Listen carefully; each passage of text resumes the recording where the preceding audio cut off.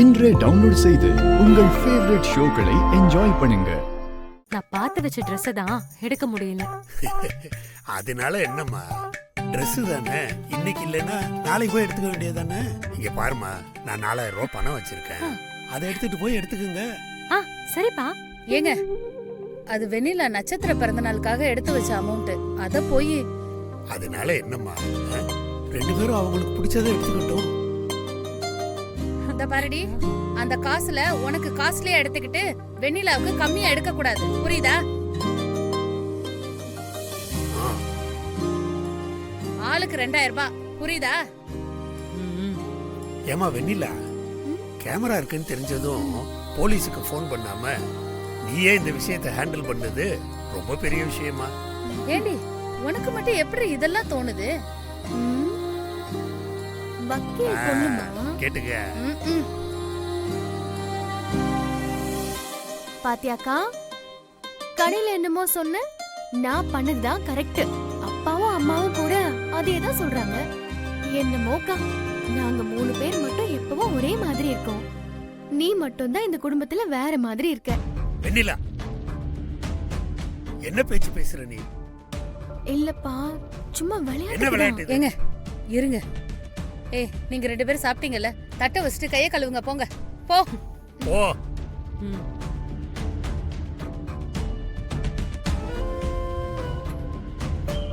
ஏங்க, வெண்ணிலா ஏதோ யதார்த்தமா தானே சொன்னா.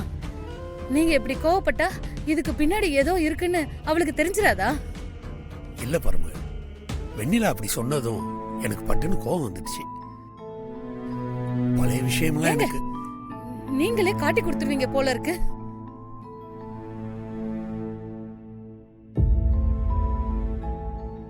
சாரி சாரா,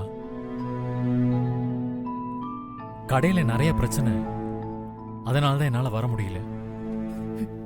ஆமா, உனக்கு எப்பவுமே உன் அம்மா, உன் கடை, இதெல்லாம் தான் முக்கியம். நான் முக்கியம் இல்லல. நீ முன்ன மாதிரி இல்ல Varun. You have changed a lot. ஏய், அப்படியெல்லாம் இல்ல சாரா. ஏன் இப்படி புரிஞ்சுக்காம பேசுற? உனக்கே தெரியும்ல எங்க வீட்டுல கொஞ்ச நாளா என்னென்ன பிரச்சனை போயிட்டு இருக்குன்னு. நான் உன் கூட இருக்கும்போது தான் அதெல்லாம் மறந்துட்டு நிம்மதியா இருக்கேன். ஆனா நீ இந்த ஒரே விஷயத்தை பிடிச்சுக்கிட்டு சண்டை போட்டுக்கிட்டே இருக்க.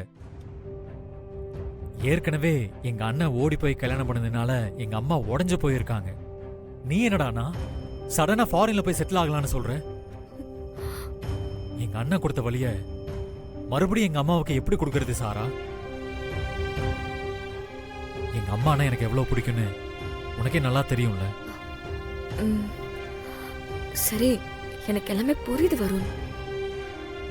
ஆனா நீ உங்க அம்மாவுக்காக என்னை விட்டுட்டு போயிட மாட்டல. என்ன சிச்சுவேஷன் வந்தாலும் அப்படி ஒரு முடிவு மட்டும் நான் எடுக்க மாட்டேன் சாரா. கூடி சீக்கிரமே எங்க வீட்டுல எல்லா பிரச்சனையும் சரியாயிடும். கண்டிப்பா சரியான நேரம் பார்த்து எங்க அம்மா கிட்ட நம்ம விஷயத்தை பத்தி சொல்றேன். அவங்களுக்கு நம்ம லவ் புரியும். அப்பாடா, இந்த சிரிப்பை பார்த்து எவ்வளவு நாள் ஆச்சு. This is what I was longing. என்ன சமாதானப்படுத்துறதுக்கு தான் வந்தியா வருண். How sweet. ஏய், உன்கிட்ட ஒன்னு காட்டணும்னு நினைச்சேன். என்ன? நான் ரீசெண்டா டிசைன் பண்ண Dress எப்படி இருக்கு? என்ன சாரா, என்னைய பார்த்துட்டு இருக்க? எப்படி இருக்குன்னு சொல்லு. அது நல்லா இல்லைன்னு உன்கிட்ட எப்படி சொல்றதுன்னு பார்த்துட்டு இருக்கேன். ஏன், இது உனக்கு பிடிக்கலையா? ரொம்ப ஓல்டா இருக்கு. எனக்கு என்னமோ பிடிக்கல. அப்போ கண்டிப்பா எங்க அம்மாக்கு இது பிடிக்கும். டேய் சிப்படா. அம்மா கண்டிப்பா இந்த Dress பார்த்தாங்கன்னா இம்ப்ரெஸ் ஆயிடுவாங்க.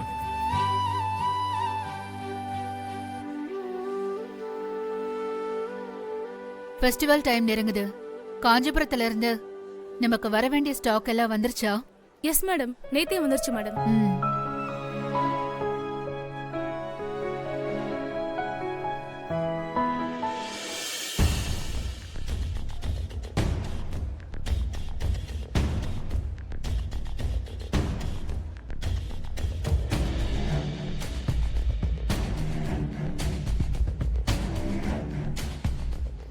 இங்க இருந்த கும்பகோணம் பட்டு புடவை கட்ட மேனுக்குன்னு யார் மாத்துனது? அம்மா நான் தாம்மா. நான் தான் இந்த ட்ரெஸ்ஸை டிசைன் பண்ணேன். உங்களுக்கு பிடிச்சிருக்காமா? எப்படி இருக்கு?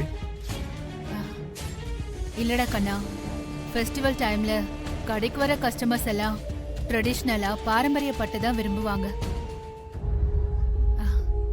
புரிஞ்சுப்பேன்னு நினைக்கிறேன். லக்ஸ் மேடம். இங்க இதுக்கு முன்னாடி ஒரு மேனிக்குன் இருந்துச்சுல்ல, ம், எஸ் மேடம். அதை திரும்ப இங்கேயே எடுத்துட்டு வந்து வைங்க. ஓகே, வைக்க சொல்றேன் மேடம். ஸ்டாஃப் இங்க வாங்க. இந்த ட்ரெஸ்ஸை எடுத்துட்டு பட்டு புடவைய மாத்திட்டு கொண்டு வந்து இங்க வச்சிருங்க.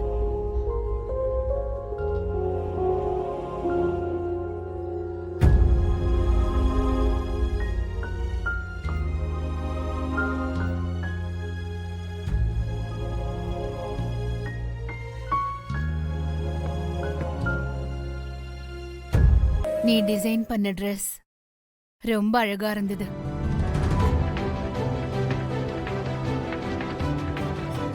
நிஜமாவாமா? உங்களுக்கு பிடிச்சிருக்கா? ம். ஒரு ட்ரெஸ் டிசைன் பண்றது ஈஸியான வேலை இல்ல, அது ஒரு கலை. எனக்கு அதை பத்தி நல்லாவே தெரியும் வருண். எனக்கு ஒன்னு நினைச்சு ரொம்ப பெருமையா இருக்குடா. ஒவ்வொரு பொருளும் அது இருக்க வேண்டிய இடத்துல இருந்தாதான் அதுக்கு மதிப்பு. நான் நிஜமாதான் சொல்றேன். நீ டிசைன் பண்ண ட்ரெஸ் இருக்க வேண்டிய இடம் இது கிடையாது. கல்லு கோவிலுக்கு வெளியே இருந்தா அது மிதிக்கல்லா தான் இருக்கும். அதுவே கோபுரத்து உச்சியில இருந்தா அது சாமியா இருக்கும். அது மாதிரி தாண்டா நீயும். நான் இப்ப எதுவும் தப்பா சொல்லலையே. ஆஹா, சச்சே, நீங்க சொன்னா அது எப்பவுமே கரெக்டா தாமா இருக்கும்.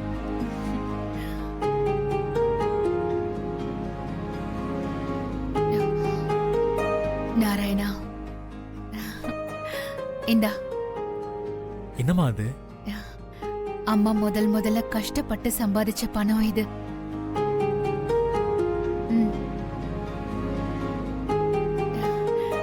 நீ இன்னும் மேலும் மேலும் வளரணும். இனிமே இது உன் கையில தான் இருக்கணும். எத்தனை பேருக்கு இந்த வரம் கிடைக்கும்னு தெரியலமா. நீங்க சம்பாதிச்ச காசு நான் செஞ்ச வேலைக்கு சம்பளமா வாங்குற பாக்கியம் அம்மா.